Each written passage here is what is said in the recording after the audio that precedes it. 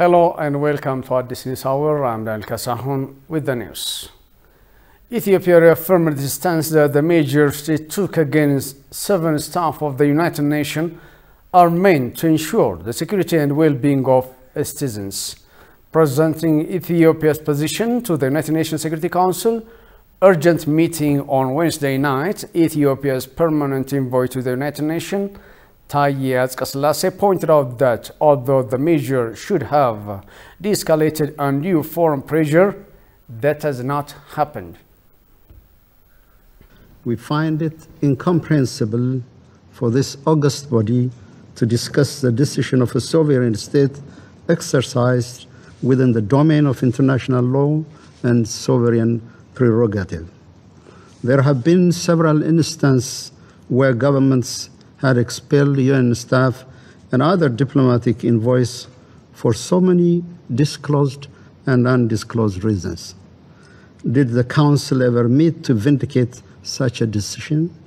Not to the best of our recollection. Mr. President, we truly hoped Council members would have the insight to leave this matter to the government, Ethiopia, and the United Nations. At the outset, I would like to register our position that the government of Ethiopia is not under any legal obligation to provide justifications or explanation for its decisions. The TPLF's ethnically charged war against the Afar and the Amhara has escalated situations in Tigray, he said, adding youths and women were employed by the group to further its belligerence agenda.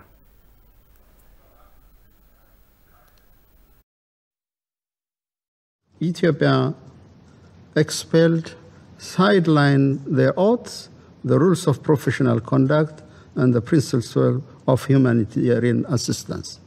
Mr. President, let me cite few examples among the multitude of transgressions that we selected with great care and caution. Needless to say, the misconduct of few individuals doesn't speak to the professional and able team of the UN in Ethiopia or anywhere else. Rather, it speaks of the serious ethical dilemma that existed in the humanitarian operation in Ethiopia for the past 11 months. These individuals executed the conspiracy created by TPLF and its member to generate an image of extreme casualty that warrants quote-unquote humanitarian intervention and rescues the criminal group. Taye reaffirmed Ethiopia's commitment to press ahead with sustaining the provision of unfettered humanitarian aid access to the region. The government, he said, will handle the situation with utmost care and responsibility. The A3+1 group, as is known, consisting of Kenya, Niger, St. Vincent, and the Grenadines, urges the UN Security Council to allow Africa to apply its own time-tested mechanism to resolve its issues. The group also took the occasion to appreciate Ethiopia's effort to allow humanitarian aid to Tigray. Prime Minister Abiy Ahmed urged the newly appointed ministers to fight corruption and appealing aid. The Parliament approved appointments of 22 ministerial-level cabinet members at the first special session of 6th Parliament. Kushmaliso has the details. The House of People's Representatives on Wednesday approved a new cabinet proposed by Prime Minister Abiy Ahmed for a 5-year term. Addressing members of the parliament, Abiy Ahmed urged newly appointed ministers to fight corruption and appealing aid. የሚቀጥለው መንግስት የካቢኔ አባላት የሆናችሁ ሚኒስትሮች ዋና ተልኳችሁ አርጋችሁ ብትወስዱ ብዬ ማነሳው I would like to urge cabinet members of ministers to focus on eradicating corruption and begging for aid in your 5-year term. With deep-rooted corruption and aid dependency, Ethiopia cannot ensure its development and move forward. I kindly ask you, all cabinet members, to plan self-sufficient strategy and avoid aid dependency. You appointed ministers, you must work hard to wipe out the addiction of thefts and begging. በታላቅ ትህትና ልጠይቃችሁ ፈልጋለሁ። Abiy also reiterated that competing political parties and ruling members of the government work closely with open-minded approach to achieve the national goal. ተፎካካሪ ፓርቲ አመራሮች ወደ ካቢኔ አባል እያስገባናችሁ ስለሆነ በተከበረው ምክር ቤት ፊት ላሳስባችሁ የምፈልገው ነገር Competing political parties who are included in the new cabinet need to work hand in hand to achieve the national goal. Leading and opposing the institution are completely different ideas. Criticizing the institution from outside is very easy unless you are involved in it. When you join the institution, there are various challenges. Leading the institution is not welcoming and not as easy as a pancake. You competing political parties, you have double responsibility and work with the government to be effective. It is difficult to form coalition governments in Ethiopia, so that you have to exercise to entertain diversity of thought. I kindly urge you to demonstrate as we can work together to the generation to come. የሚፈጠርበት የመጀመሪያው መድረክ ስለሆነ ኃላፊነታችን ድርብ ነው ብላችሁ የምታዩ እንድትሆኑ According to the Prime Minister, the nomination considers religious and gender equation, educational background, experience, efficiency as well as devotion of the nominees.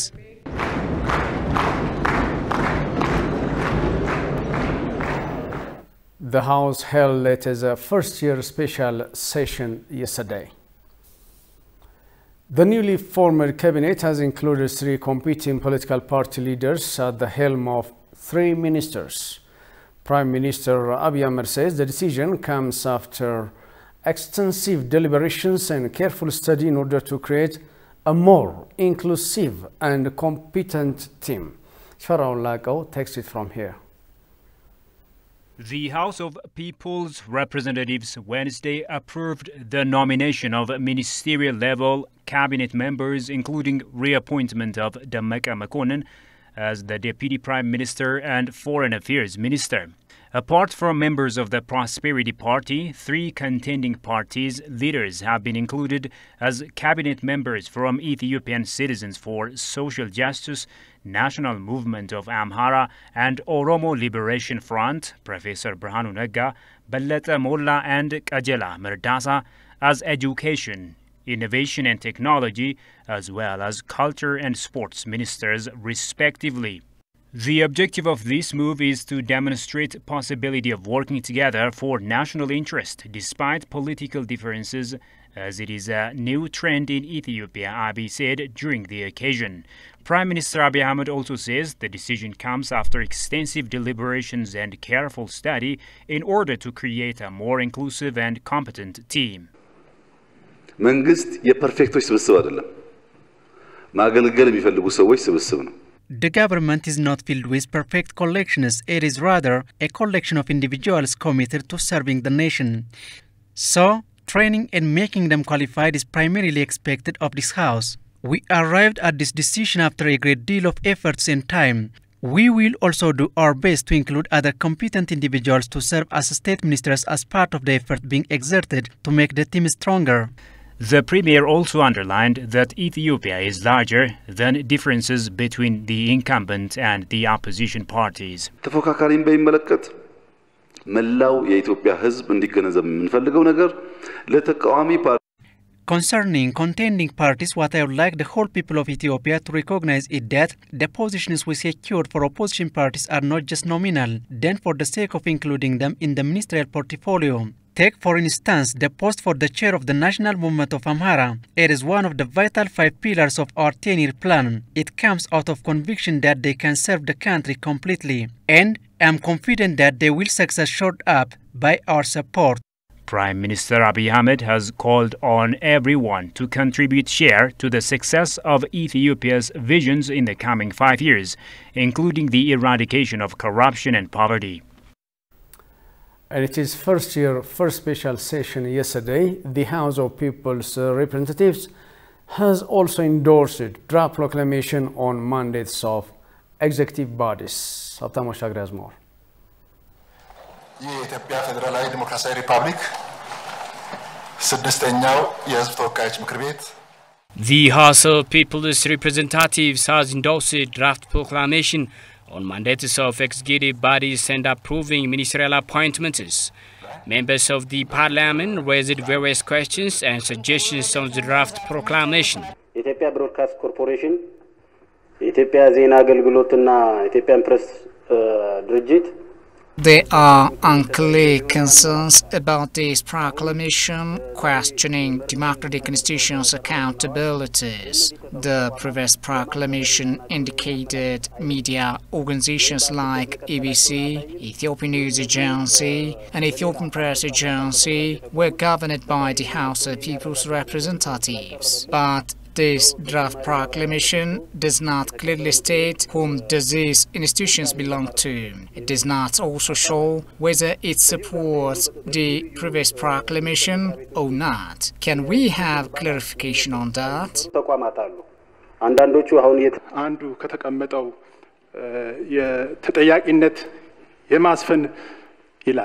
This proclamation states ensuring accountability is a key factor. However, it doesn't demonstrate clear picture on how to ensuring it practically. The proclamation also puts direction how to operate it. I think it is better that every institution states how to ensure accountability. Accordingly, can we learn a report evaluation system of every institution? Responding to questions raised by MEPs, Fitsum Asefa, who is Minister of Plan and Development, said every critical concern is accounted under the proclamation. We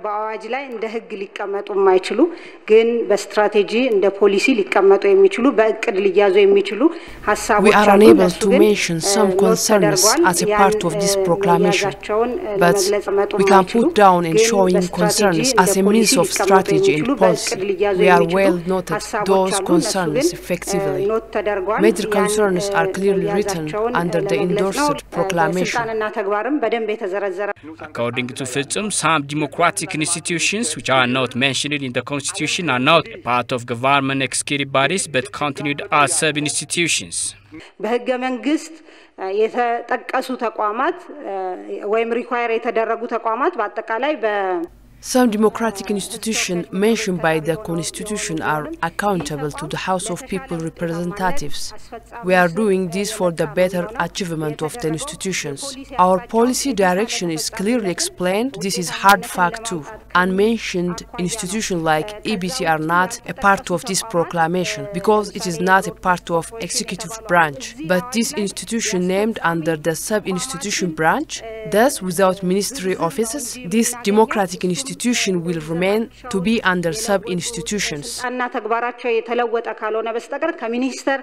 Fitsum remarked the newly endorsed proclamation helps to cement check and balance activities of executive bodies across the country. You are watching Addis News Hour.